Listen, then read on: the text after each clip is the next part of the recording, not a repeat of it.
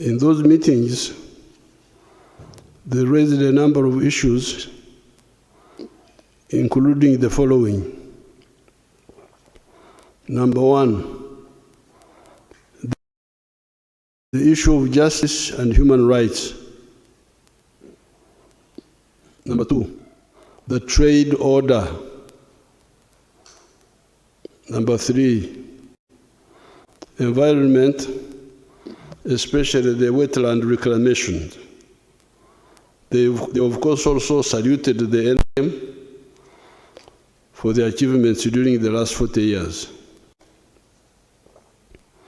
Regarding the issue of justice and human rights, they were concerned that the historic achievements of the NRM of bringing peace and respect for human rights that led Ugandans to universally say, Wakiri twebaka kutulo, which translates as at least we sleep peacefully after many years of fear, insecurity, and lack of peaceful sleep, that this may be in danger of being ended or eroded by what they were calling disappearances, in quotes, of people,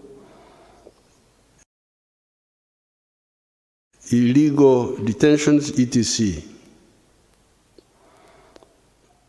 Since this is a subject I know well, having spent 75 years watching events in Uganda, and 65 years of them as an active participant, I gave them the history of the NRM contribution to the Wakiri twebaka kutulo. As we were fighting, our concept of justice was mainly based on the indigenous concept of justice. The indigenous communities of this area insist on full accountability or restorative justice. Unlike the colonial and neo-colonial justice of actors in wigs, sometimes trying to obscure facts, the indigenous communities insist on substantive justice. With the indigenous justice system,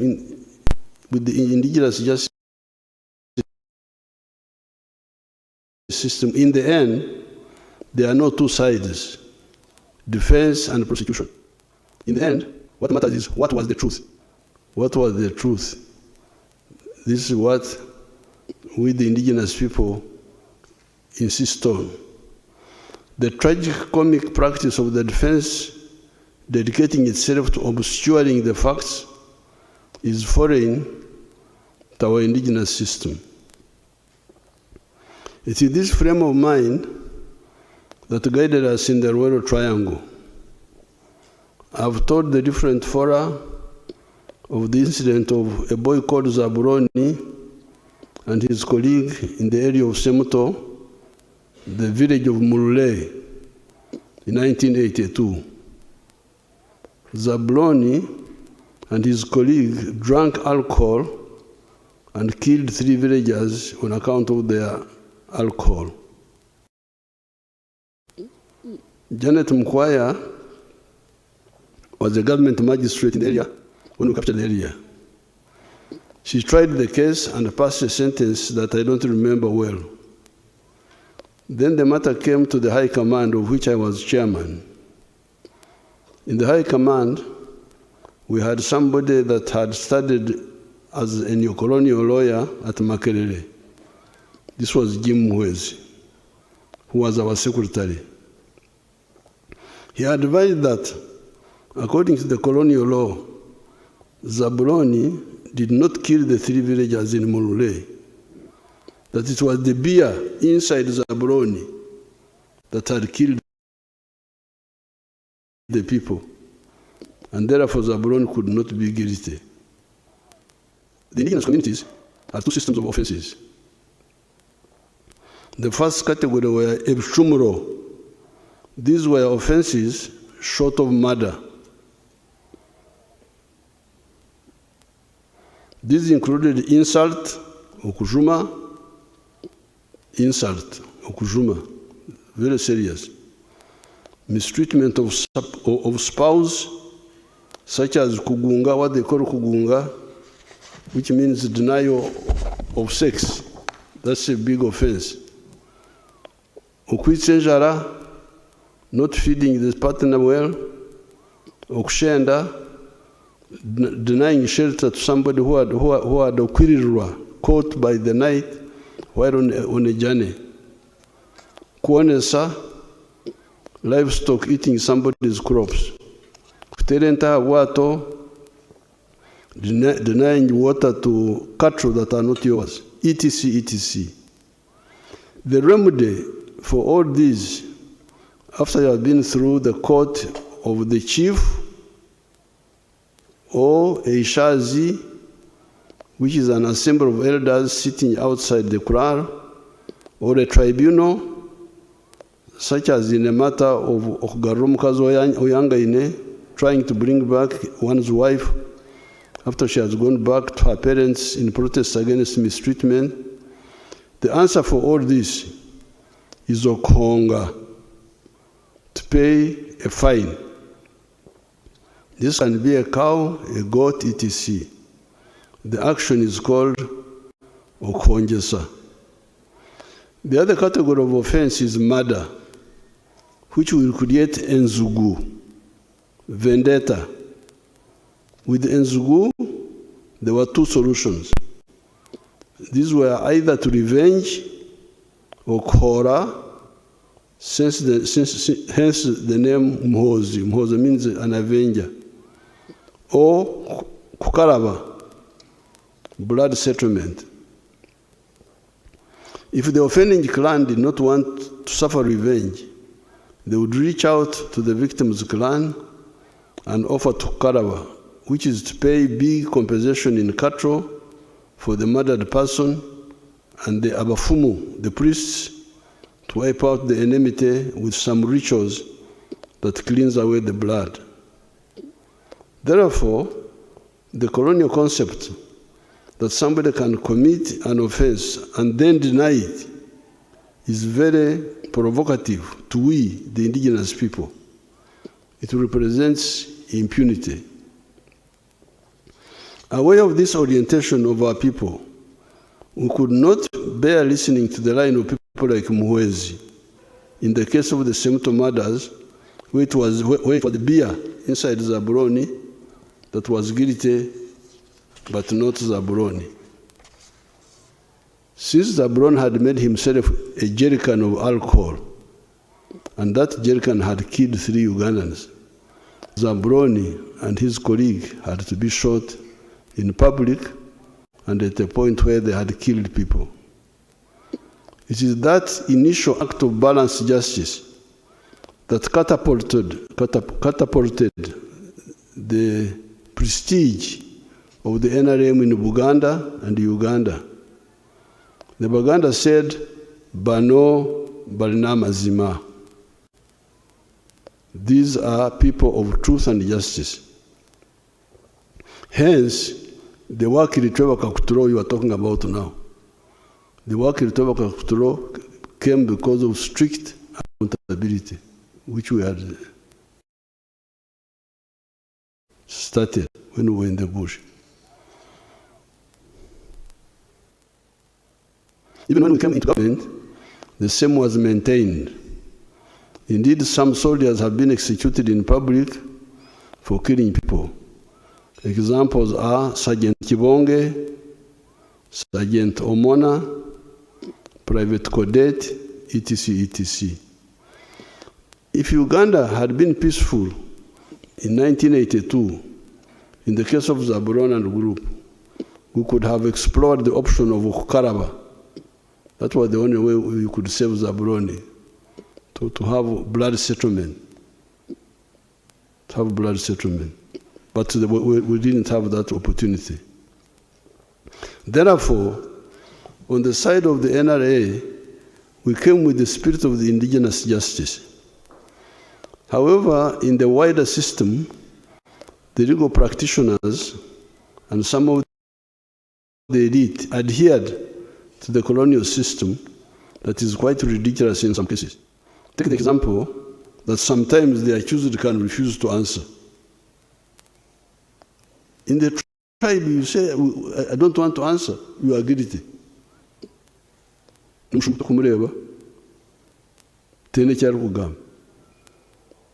is the way we think. Then there is the issue of granting bail, even when the accused can interfere with the case. Apart from the disconnected colonial system, you also get actual abusers of that system because they are dishonest. Even with the colonial law, bail is apparently only given when the accused cannot interfere with the case.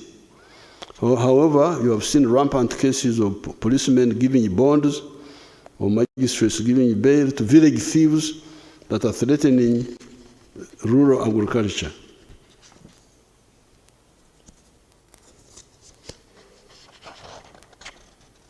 So that was one problem. Then there was the death of many of our original NRA commanders by many dying from the natural causes. The regiments that brought victory on the 26th of January 1986 were the following: 1st Battalion, 3rd Battalion, 5th Battalion, 7th Battalion, 9th Battalion, 11th Battalion, 13th Battalion, 15th Battalion, 17th Battalion, 19th Battalion, 21st Battalion. These were 11 regiments, although they were being called battalions.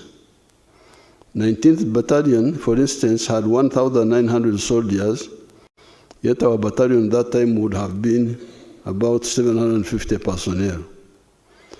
However, 7 of these regiments had their commanders dead in the early years after 1986. Instead of having the original NRA Basosodoti commanders, because the commanders of the NRA were Basosodoti of the movement, believe in the ideology of the NRM. Instead of having the original Basosodoti commanders, we started having either careerist commanders, Nkola Mulimu,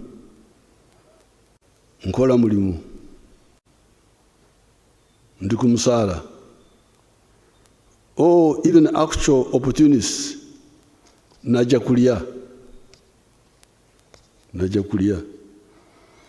This is how you started having corruption in the army, stealing army ration, stealing army fuel, stealing army funds.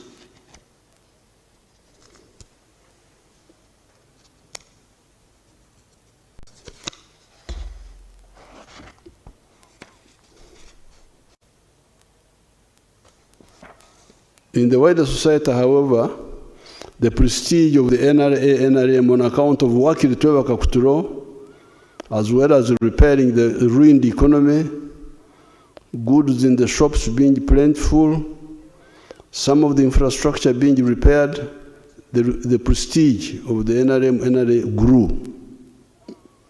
So our cadreship was becoming weaker, but still the reputation of the prestige of the NRM grew because of the successes. But the Basosodoti were not enough. The NRM, therefore, attracted big membership, standing at 18 million by May 2025 last year when we checked the registers.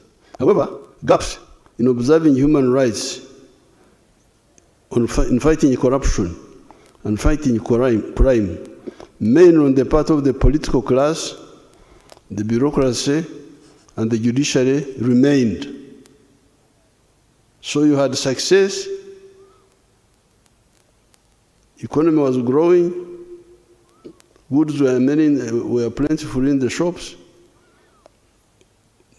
Wakiri Tweba Kakuturo Yariwo was there, but there were gaps. There were gaps because of the diluted cadreship. This meant that there was peace and the economy was growing, but it would have grown even more if we did not have those gaps. I noticed that danger, and for the NRA UPDF, I encouraged young Muhozi, after he had finished S6, to mobilize some of his colleagues and come to Kasenyi training wing for ideological and military training. You remember the stories that time by the negative forces that I was recruiting an illegal army. You must have, if you check the news, you will see those stories. Those cadres, however, unlike their Bush predecessors, had more time and opportunity for professional development by attaining all military and ideological courses systematically, level by level. The recent limited actions by security forces against some individuals and institutions are really long overdue actions to fill those gaps. Those gaps. Wakiri Tweba Kakuturo, created mainly by the UPDF, Bonaba Gagawale, Wealth for All, created by the NRM, that have resulted in metamorphosis in Uganda into a lower middle income country, must also be reinforced by no more sleep, no more Congora, no more corruption, and now no more impunity by the selfish people and agents of foreign interests to systematically denigrate the efforts of the people to develop themselves, and also some people endlessly committing crimes and using the law to shield them. There was a weakness on the part of the political,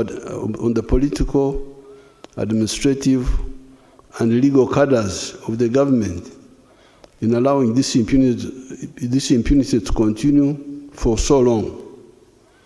Some people say people have been abusing Museveni, but Museveni has been ignoring them.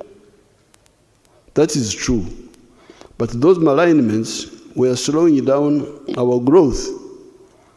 Some investors and tourists are scared away from coming to Uganda on account of those false stories. I have got many examples. When people come here, they get amazed about the progress, seeing what's on the ground compared to the stories they have been hearing. It is therefore good that security forces have come in to fill the gap. In the past, I did not have enough cadres to fill this gap. It is not only the security forces that are filling this gap. A year or two back, Honorable Fred Byamukama helped Uganda to expose the criminals that had turned State House into a mafia center. State House here had become a mafia center. State House had become a mafia center. Yeah.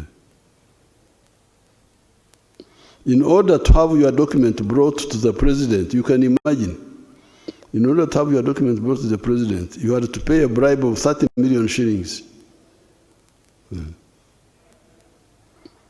Byamukama reported the matter to me. We arrested the gangs.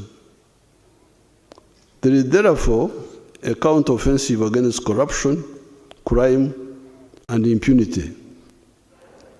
To show the impunity, take the case of Besigye, Dr. Besigye.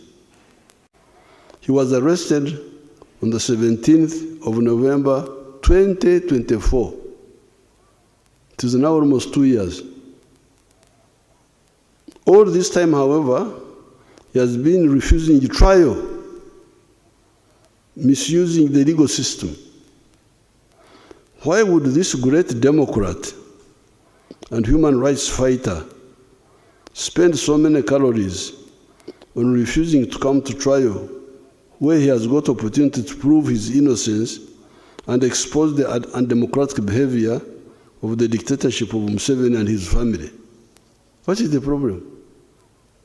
Because the dictatorship of Museveni and his family is imprisoning Besigye wrongly. Come to the court and expose it. Why do you spend so much time avoiding court?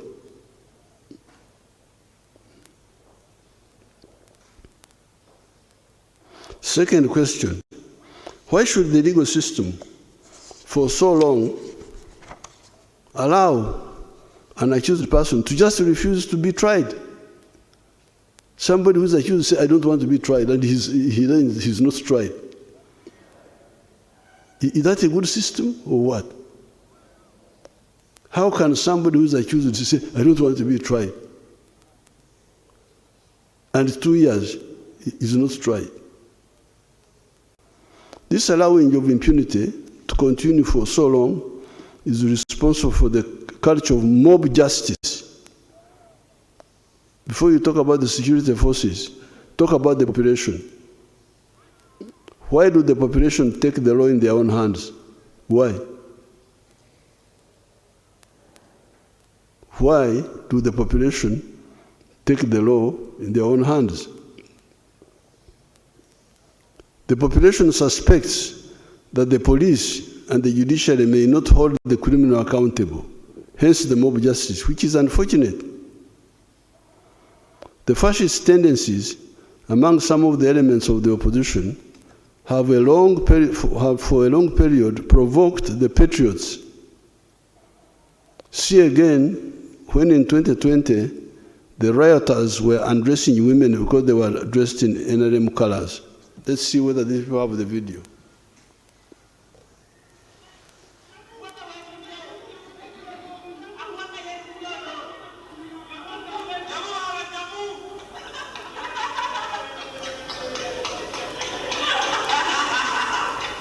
Freeze that, freeze it, bring it back. Where the girl is undressed. Bring it back.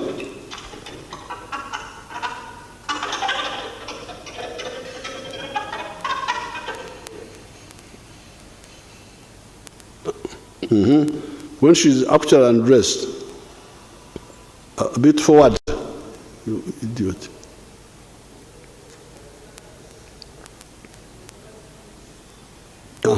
This is, freeze it there, freeze it there. This is democracy. This is democracy. This is human rights. See, the woman is undressed because she had colors of NRM. And nobody talks about this. I have not heard anybody condemning this. I don't want to blame people. I have not heard anybody other than us complaining. I don't know whether the religious leaders condemned it, or the cultural leaders, or the law society. Check for me, please. I need a record. Who condemned that act?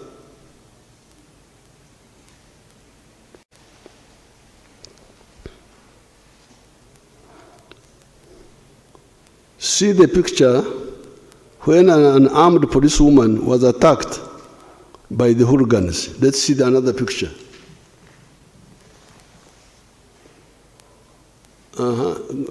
That's a police. This is a policewoman. Go back.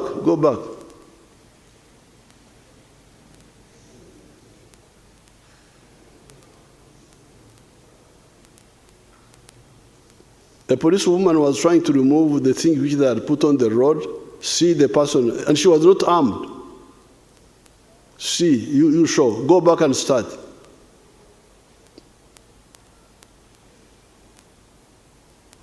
That's That's a democracy now. That's human rights. That's a democracy. On camera now. Fortunately, me, I show film. I'm a film shower.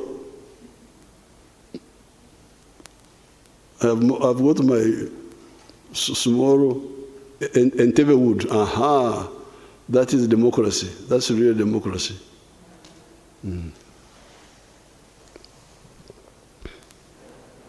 See, quite often you have had slogans. Tugenda kwocha Kampala. How many times have you heard that? How many times have you heard that? If you want to go to heaven, that is. If you want to go to Gehenna, of course you will deny. But I'm sorry, when I go to heaven, I will wait for some people. Tugenda kwocha Kampala. Tugenda kwocha Kampala. Kwocha Kampala. We are going to ban Kampala. What did the slogan Taja Kulaira mean? Taja Kulaira.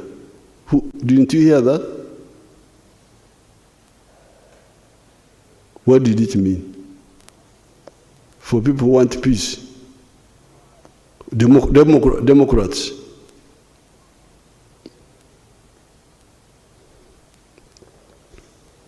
The translation is the elected president of Uganda will not be allowed to swear in.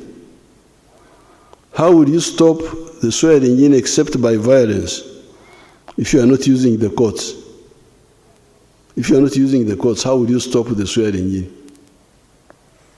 By violence. That's what they were planning, which they tried to do, but we defeated it. All these schemes, we defeat them. Kwenda kwocha Kampala, they can't ban it. Tajja kulayira, omusajja alayira. But who are these who plan? We know them, of course. And the commentators, the ones who are talking about human, why don't you, especially maybe the foreigners don't know, who don't know our language.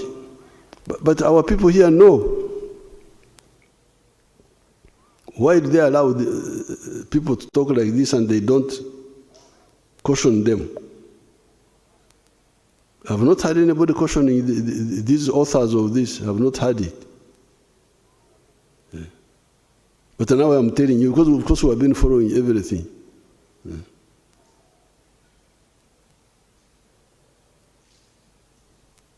How many times have you heard the taunting by hooligans of especially the NRM women supporters in the words, mwe bikazi mwe, ye mwe abatusibye kasajja.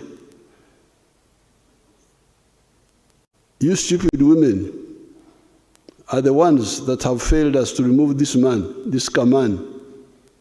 They don't even call him a man, kasajja. The Kaman. It is the democratic right of those women to kubasibako the kasajja if they support the kasajja. That's what the democracy means, please.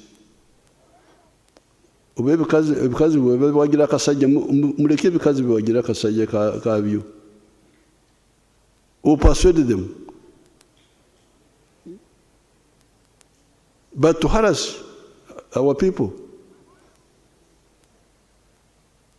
those who are, of course, some of them paid, because when they rioted on the 18th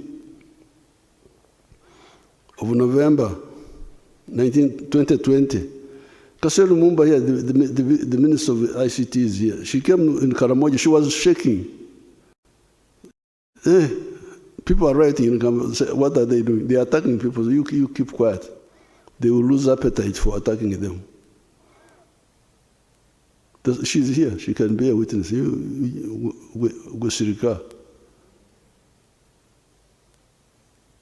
will stop.